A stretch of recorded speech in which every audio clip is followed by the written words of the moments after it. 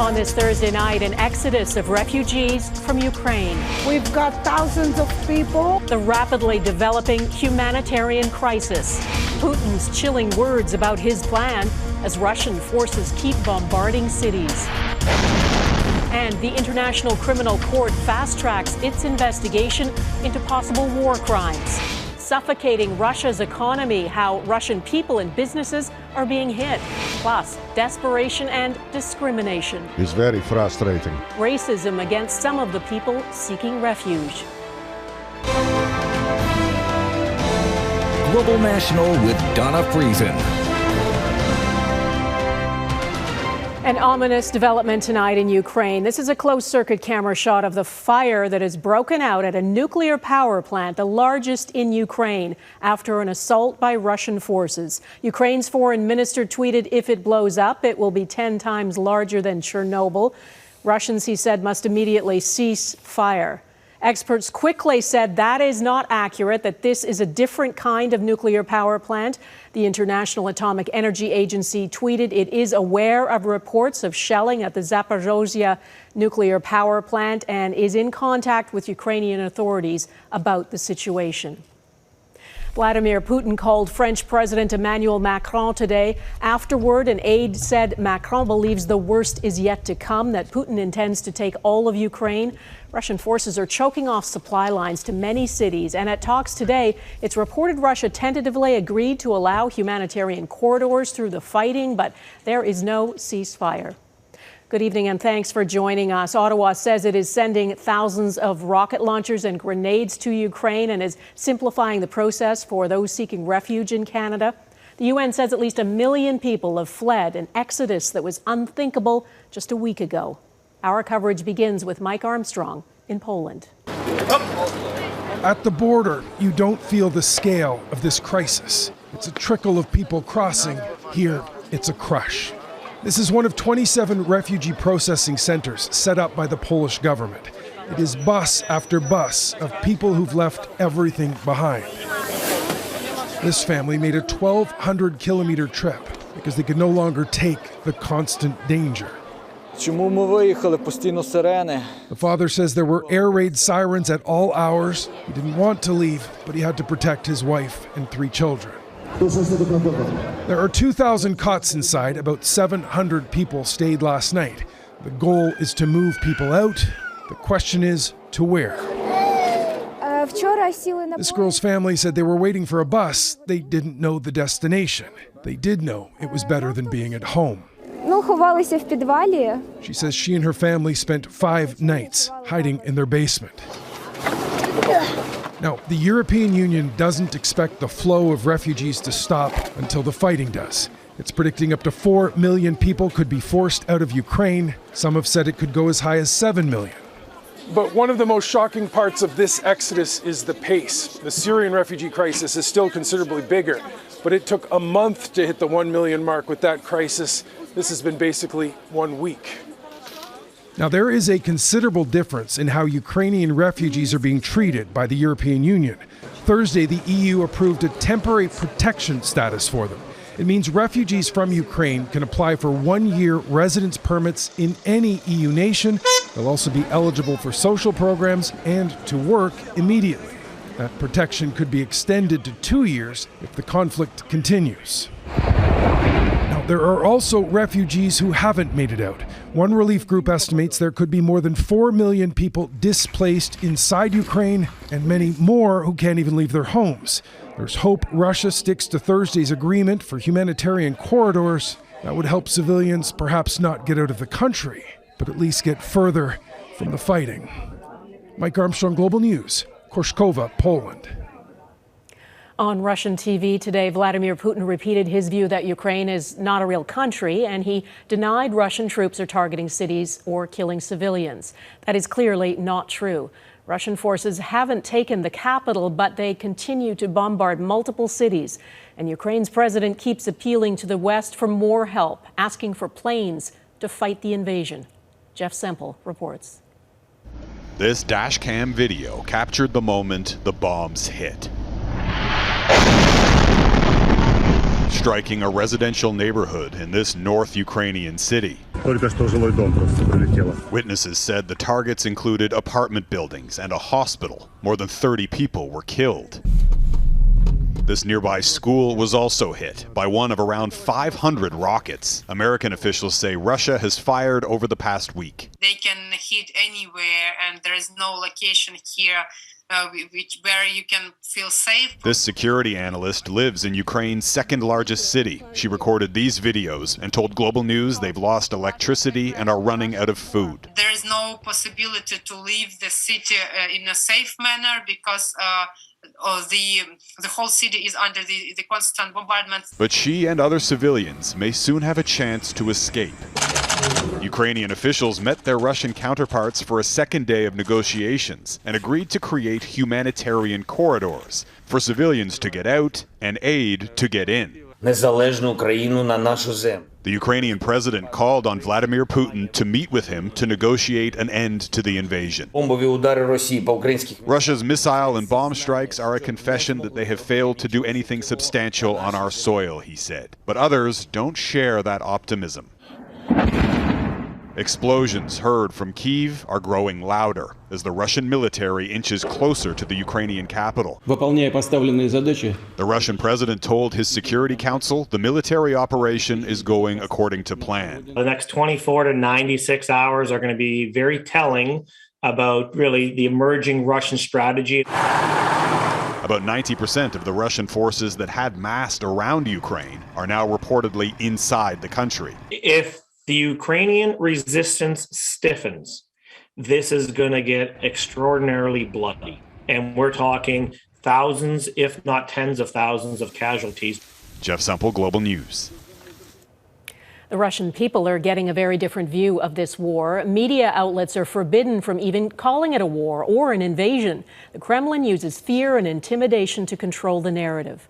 Protesting the war is also illegal. This is St. Petersburg. Police have arrested thousands of anti-war demonstrators in Russia. Eric Sorensen on how Vladimir Putin is pushing his people into a conflict many Russians don't want. Any hope that images of Ukrainian suffering or that global repudiation of Russia's invasion might change the course of the war is vanishing. After speaking with Russian President Vladimir Putin for 90 minutes, French President Emmanuel Macron believes the worst is yet to come, that Putin wants control of all of Ukraine. Russian Foreign Minister Sergei Lavrov says Russia will continue the war to the end. A solution will be found, is how he put it. And while the misery in Ukraine deepens, millions of Russians are reaping the hardships from a war they've been dragged into. Foreign air travel slashed, shipping deliveries cut off, and ordinary Russians lining up for rubles that are losing value by the day. Everything is bad, obviously, she says. Prices going up. I don't like it. They should end the war, says this woman. Almost anywhere in the world now, it's not easy being Russian. The yachts of oligarchs have been seized, this one in Germany. Star athletes like Alexander Ovechkin called out if they don't condemn Vladimir Putin. Well, he's my president, but how I said, like, I'm not in politics, like, I'm an athlete. Many Russians are in limbo. It's my biggest passion. It's my life. Vlad Shariubal is a top mountain biker, a Russian who lives in Canada. The governing body for cycling okayed Russians competing as neutral athletes, but he says it's still up in the air. Just because I have a Russian passport, basically. I don't think it's fair on the way, but I see why there is such a strong measurements against it. If it's awkward for Russians living abroad, it is life-altering for those at home. Simple demonstrations against the war have brought mass arrests and threats of forced military service. Mothers with their children reportedly detained after laying flowers at the Ukrainian embassy in Moscow. It's very embarrassing for all of us. Kremlin advisor Andrei Kortunov has broken ranks, denouncing the war and telling Sky News life will be tough for Russians. All Russians will be in a difficult position. And the Russian people will feel the brunt of being an international outcast as their country destroys its neighbor. Eric Sorensen, Global News, Ottawa. Canada is imposing more sanctions on Russia and its ally Belarus, slapping a 35% tariff on goods from those countries. The Canadian government is also revoking their status as most favored nation trading partner under World Trade Organization provisions. Simply put, This means that Russia and Belarus will no longer receive the benefits, particularly low tariffs, that Canada offers to other countries that are fellow members of the WTO. That's Canada's Deputy Prime Minister. She's a key player in the international push to suffocate Russia's economy and support Ukraine. Chrystia Freeland spent time in both Moscow and Kyiv before becoming a politician. She speaks both languages, has deep personal connections to Ukraine, and is using all of that to try to stop Vladimir Putin. Abigail Bimman reports. President Putin has now become an international pariah. Forceful words near daily from Canada's Deputy Prime Minister. Not content to terrorize his own people, President Vladimir Putin is seeking to impose his tyranny on his democratic, freedom-loving neighbors. The battleground today is Ukraine, but this is our fight too. Behind the scenes, Chrystia Freeland uses another language too. Slava Ukraini. Speaking her fluent Ukrainian in daily talks with senior Ukrainian officials. She's the essential person for the moment, and her background, almost her whole life, is leading to this point. Born to a Ukrainian-Canadian mother who helped draft Ukraine's constitution, Freeland's own time in the country began in the pivotal 1980s, attracting the attention of the KGB. They gave her the code name Frida. Researching in Ukrainian archives, Simon Miles made the connection between Freeland and Frida in this copy of a top-secret KGB internal journal. There's one case study about the troublemaking Canadian. Certainly expresses frustration with her various activities, shepherding newspaper reporters around the country, helping to write speeches for Ukrainian sort of national leaders. But also that she was pretty savvy. She was savvy at sort of spycraft stuff. She later became a Young Financial Times Moscow bureau chief and wrote a book about post-Soviet Russia.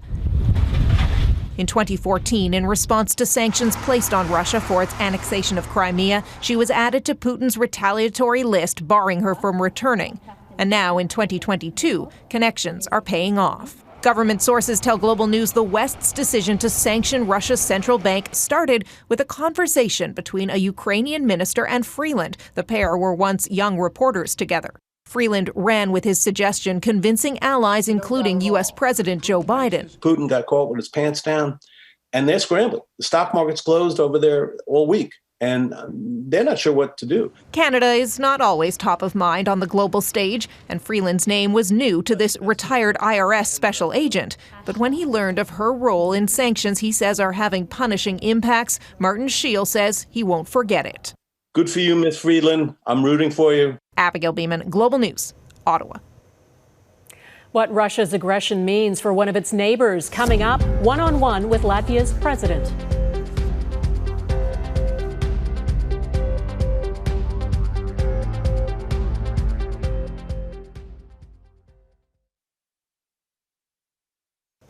How Russia's invasion of Ukraine ends and whether it extends beyond Ukraine's borders is something Western countries are focused on, especially another neighbor of Russia, Latvia. Canadian troops are on the ground there as part of a NATO mission.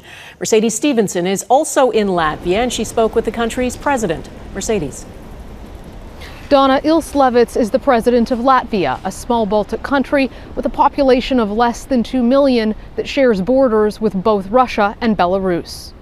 In an interview with the West Bloc today, he called Russia's attack on Ukraine an attack on all democracies, saying now is the time for Europe and Canada to stand together, to stand up for our way of life. Together, we are the basis for the Western value system, and we should defend our values.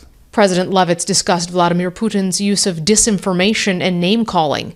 He says the world sees Putin now for what he is. Putin and Russian officials are lying, and the whole world knows that. Everybody who disagree with Putin's view is called Nazi. It's ridiculous. Russia is not the only concern for Latvia. It also shares a border with Belarus. Today, President Levits says he no longer considers Belarus independent, but rather an extension of the Kremlin, and is calling for the same sanctions as Russia. Belarus has ceased to exist as an independent country. We should see Belarus politically as a part of Russia.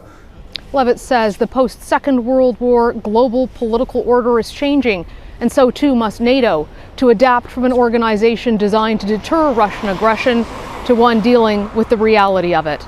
Donna? Mercedes Stevenson in Latvia, thanks. Coming up, what evidence would it take to prosecute Russia for war crimes in Ukraine?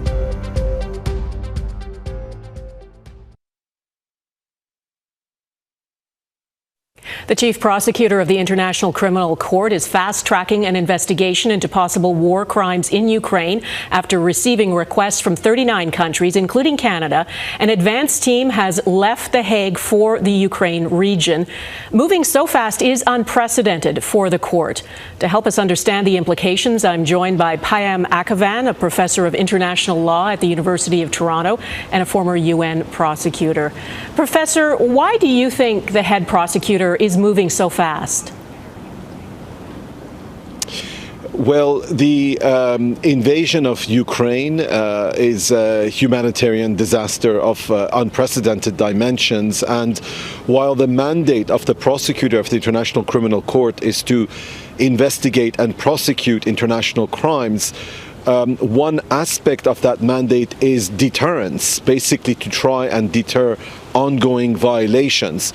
So while there appears to be evidence that war crimes and possibly crimes against humanity are being committed, it's important also to signal to the perpetrators that the world is watching, that their conduct is going to be scrutinized, and that there may be a price to pay. There have been many reports already of attacks on civilians in Ukraine. Is an intentional attack on civilians a war crime? Well, most certainly that is the most emphatic war crime, but also indiscriminate attacks are equally war crimes. If you're using weapons or methods of warfare that fail to distinguish between military targets and civilian population, that is also a war crime. And of course, the burden of proof is more exacting for establishing intentional attacks against civilian populations, but it's enough to show that the attacks were indiscriminate. About the burden of proof, what is the threshold for laying charges of a war crime or a crime against humanity? What evidence will the investigators be looking for? Will they be interviewing witnesses? Well, yes, witness testimony is always central to establishing such a case. Physical evidence, video footage, there are multiple sources that go to establishing a case beyond a reasonable doubt. In the case of crimes against humanity, of course, we're not dealing with isolated or random war crimes, but a widespread or systematic attack against the civilian population. So there has to be a significant volume of evidence which shows that these are in fact massive crimes that are being committed not just at a specific location at a specific time, but really spread across time and a wider geographic space. Quick last question. Since Russia is not a member of the court, and we should point out neither is the United States, it has no legal duty then to turn over its people for prosecution. So could Vladimir Putin, if enough evidence is found to convict him, ever face any punishment? Well, it's a matter of speculation who would be eventually the target of an investigation. Prosecutor will typically go where the evidence leads. But once arrest warrants are issued, a state that is not a party to the statute of the court may have no obligation to cooperate, but then that person cannot step foot outside of that country, in particular in European countries that are all members of the International Criminal Court, because there they will face arrest. All right, Professor Akavan, thank you. Thank you. Next, an Afghan family flees a second war, their struggle to get out of Ukraine.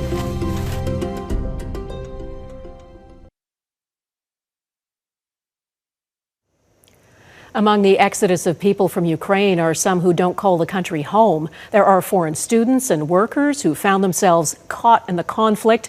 And there's at least one family who fled the war in Afghanistan, hoping to make it to a new life in Canada. None of their journeys have been easy. Redmond Shannon reports.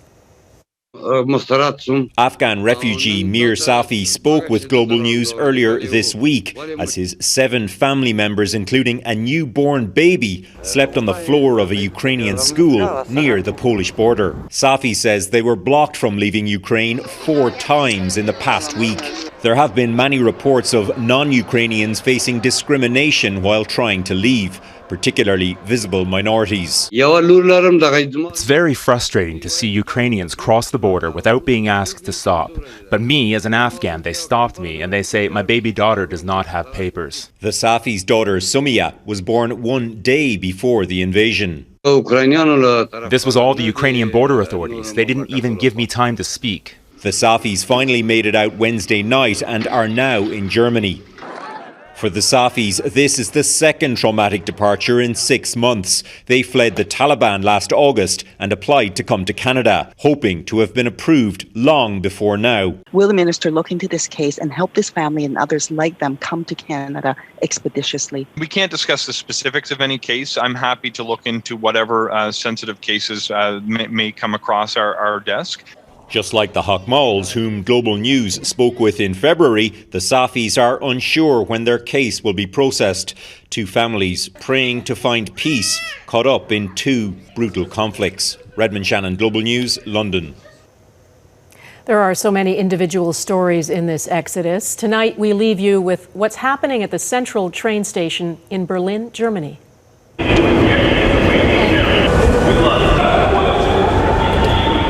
Thousands of people showed up to meet trains filled with refugees from Ukraine who fled with almost nothing. Berliners are opening their homes, holding up signs, offering rooms, and opening their hearts. We cannot just sit at home and just look at the news. On the right side, there's like thousands of people from Berlin offering place to stay. This is absolutely incredible. Food, medical aid, guidance, and friendship, a safe haven, and a sign of this war's immense and continuing cost. Thanks for watching.